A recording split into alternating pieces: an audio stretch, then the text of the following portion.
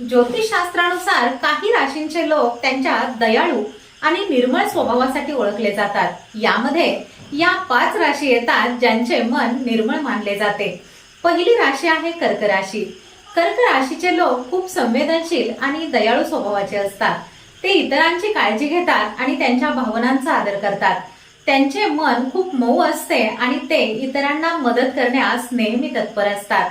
दुसरी राशी आहे मीन राशी। मीन राशीचे लोक देखील अत्यंत दयाळू आणि भावनिक असतात। ते इतरांच्या भावना सहज समजून घेतात आणि सहानुभूती दर्शवतात।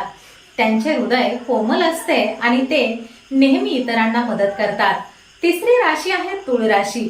तुळ राशीचे लोक संतुलित आणि आकर्षक स्वभावाचे असतात।